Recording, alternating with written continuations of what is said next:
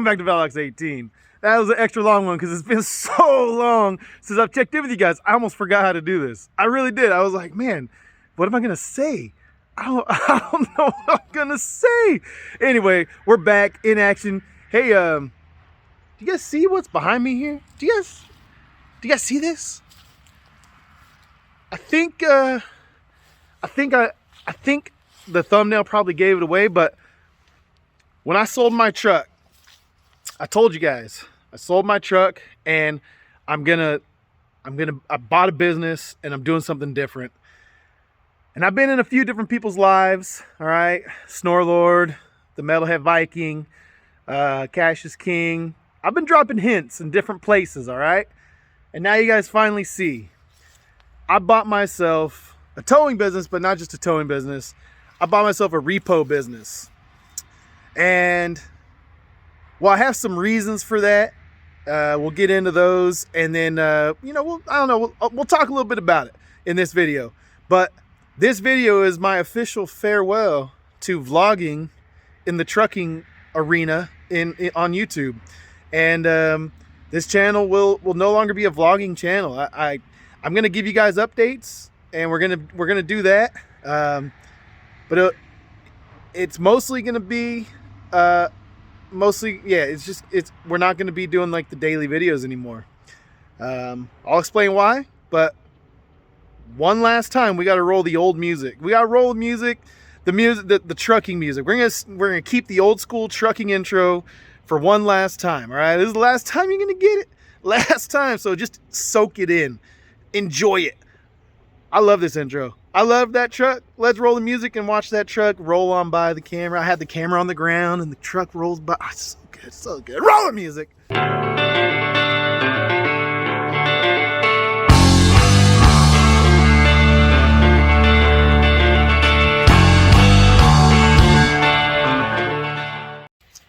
All right, so what the heck happened? Whoa, one of those big old flocks of birds. You guys can't see him. Oh, you can a little bit up there by the tree.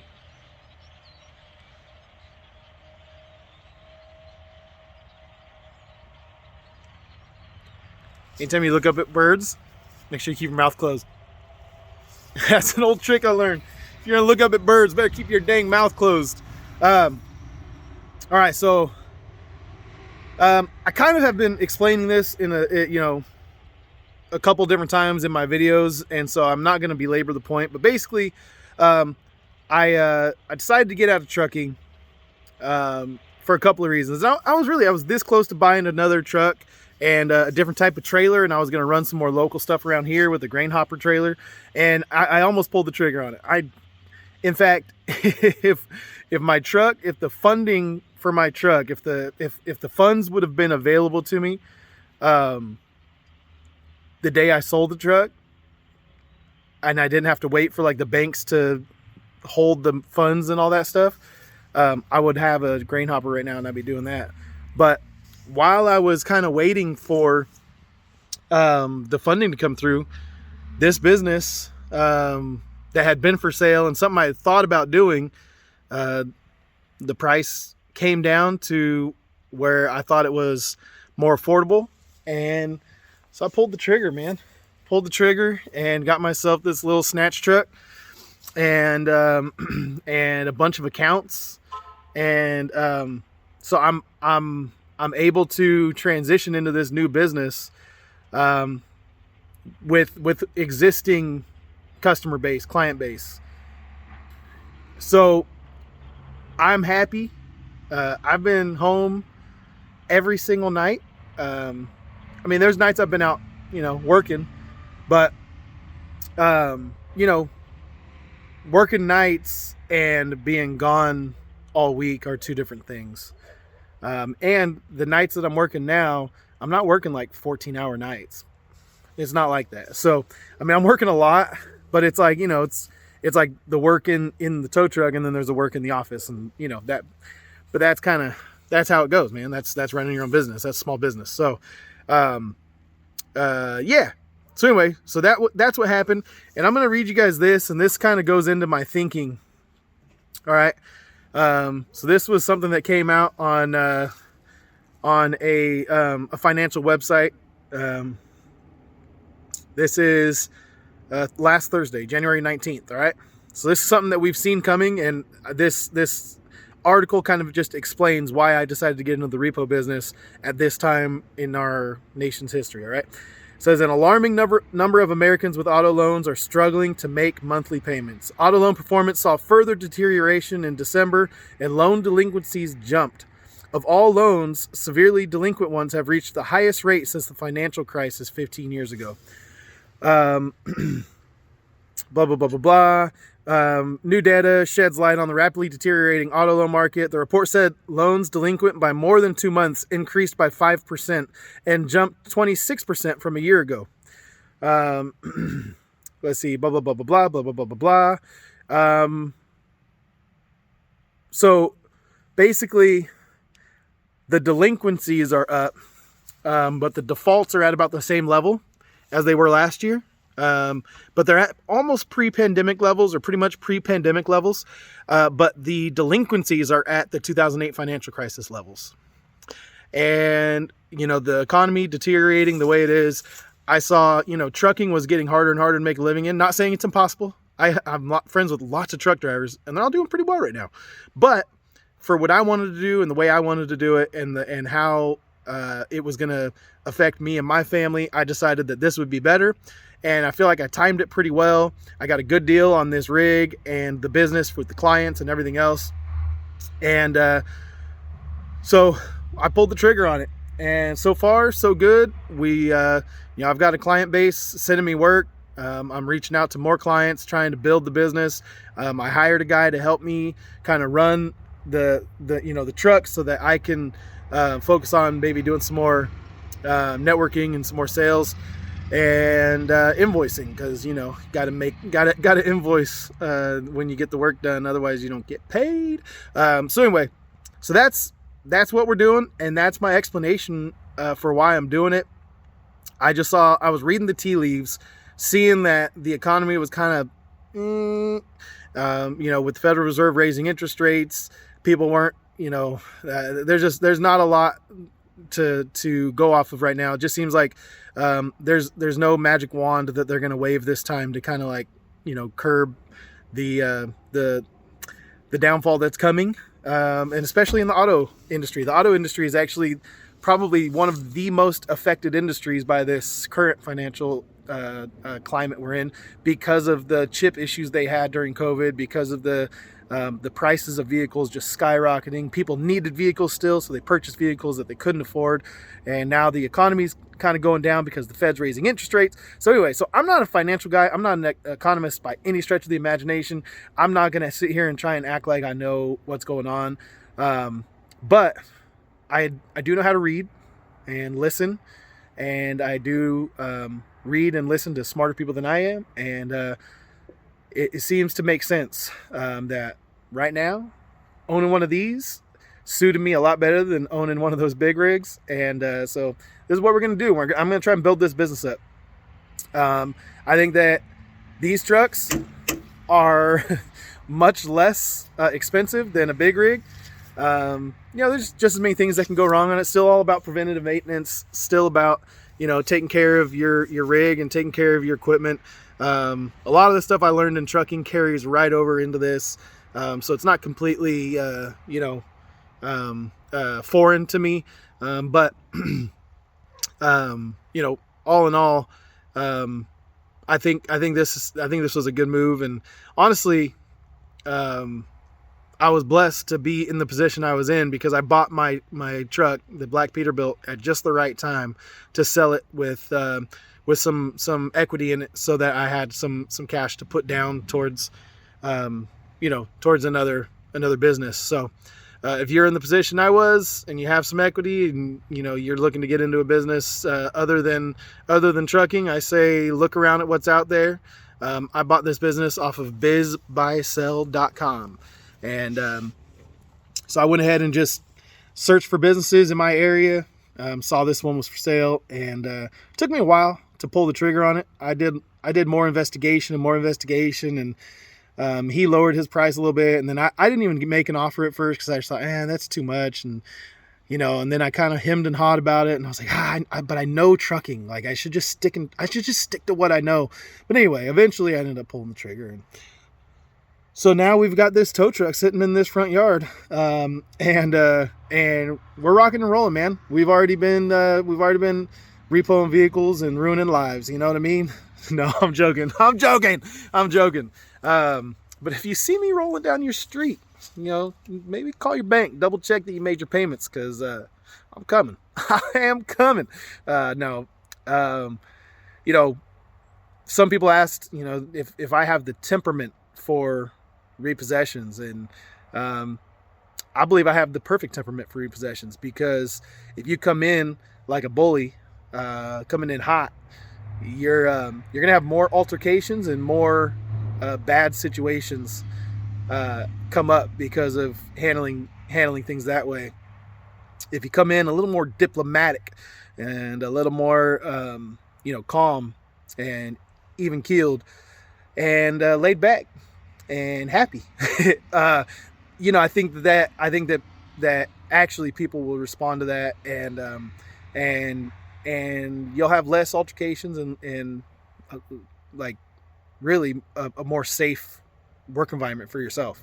So so far, I mean, out of the 10 units so far that we've repossessed, haven't had any like bad ones. It's been all good. But that brings me to my next point.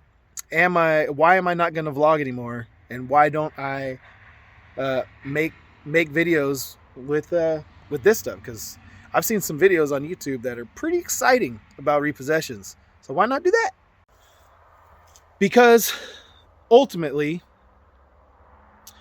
a lot of people say that the repo industry is kind of like the Wild West, that the repo industry isn't very well regulated. And it's not. It's not really well regulated. But the regulations that are on the industry are actually, they actually come from the Consumer Finance Protection Board, which governs banks and lenders. And so while we don't directly have a ton of certifications we need and that kind of stuff, we're service providers for one of the most heavily regulated industries in the entire world, and that's the banking industry. So if we start messing around with some of the policies that are in place for banking, like people's privacy, the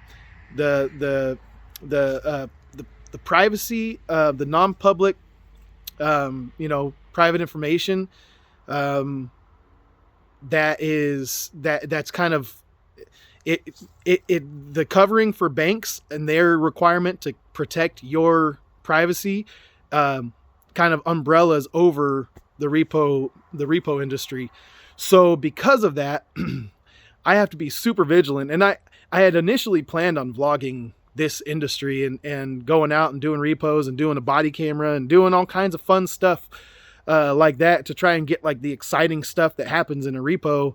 Because there's a little bit of an adrenaline rush, and there's a little bit of oh wow, what's going to happen? We don't know. And it's kind of scary. But at the same time, once I went through the training, I got certified in, within the repossession world with one of the certifying bodies.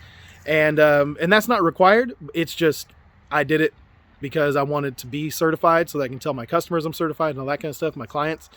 But anyway, once I did that, I realized how serious, this industry is, and that it's not the Wild West, and that the guys who are on YouTube kind of putting this stuff out there are not typically serious businessmen. They're more just freelancing almost. And, I want to be a serious businessman in this realm. I want to build my business up, to be, the most well-known and best repossession company in the Nashville area. And so, I don't want to be known for making good YouTube videos and losing clients because I accidentally put too much information out there, or just that the banks themselves are just like, yeah, we don't want to mess with the guy who puts out all that stuff, because like, what if they put something out about one of our customers and then we have to answer for it because we have this YouTube guy as one of our repo men? Like, that just doesn't seem, that I think that's not in the banks aren't interested in that, and the banks are my clients, and so I have to kind of operate within the bank's like world. And so if I want to operate within the bank's world, I can't be out here making videos about all the crazy stuff that happens. And so far, like I said, nothing too crazy has happened, but inevitably something crazy will happen. But yeah, so that's the reason why we're not going to have a bunch of videos about this. I'm going to update you guys regularly. We're going to talk about the business side of things. I enjoy talking about business. I'm going to break down kind of the state of affairs as I kind of finish this transition. It started December 30th or something like that, and then it's been just like the slow transition from the previous owner to me, and getting my insurance hooked up and getting my clients notified, and then trying to handle all of the transition paperwork for me and him with each client, which is a hassle, but kind of what we had to do. Yeah, so that's kind of that's the direction that the channel is going to go. If you hold on, let me get back to you real quick, because my arm's getting tired holding the camera. Okay, I switched arms. Holy crap. I'm telling you, it's been a long time. I had built up muscles over time to like sit there and just hold that camera for a long time. But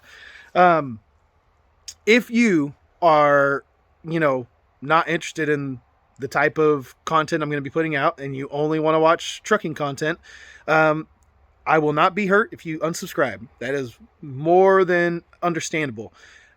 But before you do that, I want you to consider the long list of trucking channels that I'm going to put at the end of this video. I'm going to put a whole list of trucking videos, and I'm just going to scroll all of these trucking channels, a whole list of trucking channels at the end of this video. I'm just going to scroll this list of them, and I'm going to give you guys a whole list of the channels that I like to watch still within the trucking space.